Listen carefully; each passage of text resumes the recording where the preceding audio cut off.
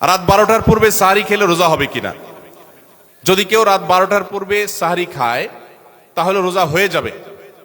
এমনকি মধ্যরাতে কেউ, শুরুর রাতে কেউ খেয়ে শুয়ে গেছে, সাহরি আর খায় নাই, তারও রোজা হয়ে যাবে। কিন্তু সাহরি খাওয়াটা সুন্নাহ।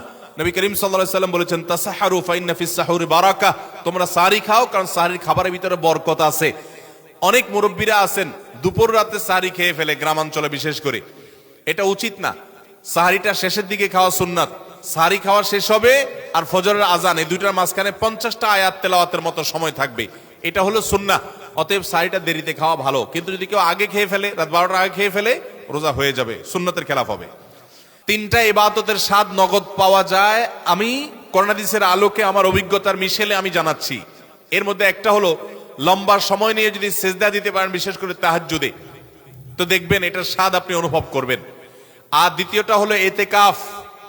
এতেকাফ রমজানের শেষ দশক যদি মসজিদে বসে যেতে পারেন, গাঠি বুসকা নিয়ে, কিচ্ছু করতে পারেন না, শুধু বসে গেছেন মসজিদে 10টা দিন, আপনার ফিল হবে যে আপনি আল্লাহ তাআলার চৌকাঠে এসে পড়েছেন। এতেকাফের মজা যারা একবার পায় তাদেরকে এটা থেকে দূরে সরা রাখা যায় না। আর 3 নম্বর হলো আরাফাতের ময়দানের দোয়া। এটাতে যে স্বাদ, এই 3টা স্বাদ যে পাইছে, সেই স্বাদগুলো কখনো আর ছাড়তে চায় না। আল্লাহ আমাদের সবাইকে এতেকাফ করার তৌফিক নসিব করুন। রমজানের শেষ দশকে এতেকাফ করবেন, বেজর রাতগুলোতে বেশি বেশি ইবাদত করবেন, অন্য রাতগুলোতে ইবাদত বন্দি বেশি বেশি করবেন, কোরআন তেলাওয়াত বেশি বেশি করবেন, কারণ এই দশকে লাইলাতুল কদরে কোরআন নাজিল হয়েছে। আর নফল নামাজ, অন্যান্য দান সাদেকাও বেশি বেশি করে